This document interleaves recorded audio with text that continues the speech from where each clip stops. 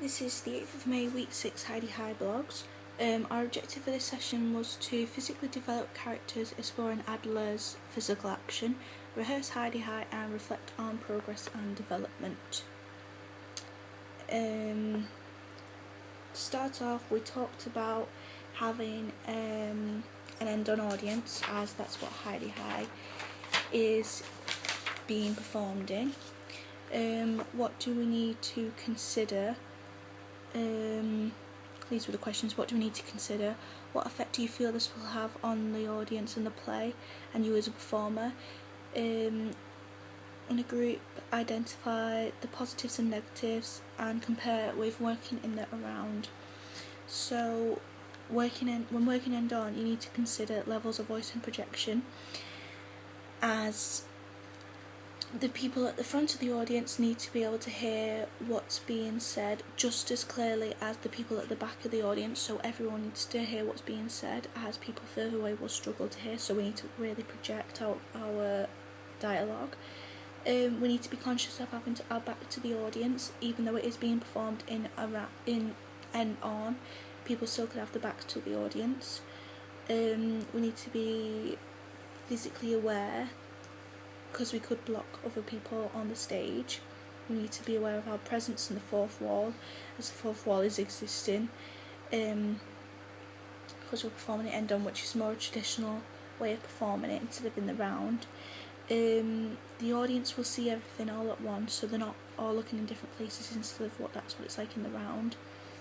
Nothing whatsoever, everyone will be exposed. In a sense, this is good and this is bad, as you will be seen at all moments, so you can't really hide. But it won't be as intimate as it is being performed in the round, because you're not as close. It'll be less intimate, and the lights on the faces, so we won't be able to see the audience, which is sort of a good thing if people get nervous or have stage fright.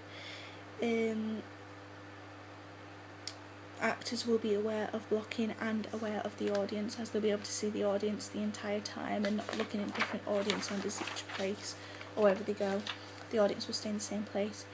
And that was it. It was different to working in the round in Tomorrow We're Happy, because it was more intimate, which I liked working in the round, but it was more of a challenge. So it'll be easier to work end on, as the audience is just in one place and you don't have to constantly be spatially aware as much with working end on as in the round. We then talked about physical action, which Adler's method of physical action draws the act of doing and performing of actual tasks. An action is something you do. It has an end with it in a given circumstance, and you have to find the right action the actor looks for and the ruling idea. So we then did move on to physical action, like I just said, but for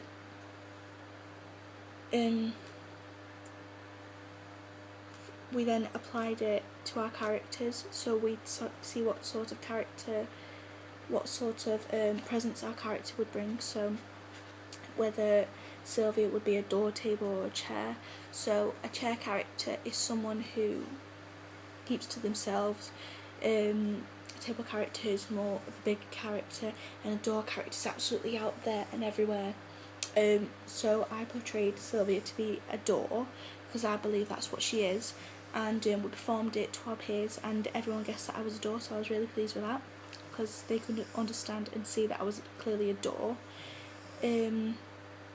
She's a door character, as she's quite a big character, and even when she's not in the scenes, people are still talking about her, so she is known and she's recognised and she is seen, and she's a big presence even when she's not doing anything. And she does demand a lot of physical action, so that's why I believe her to be a door. My strength of the session, my strength of the session would be that I was able to portray Sylvia as the character I wanted. My area to develop would be to remain focused in sessions, as sometimes I can get distracted. and that's what I did today.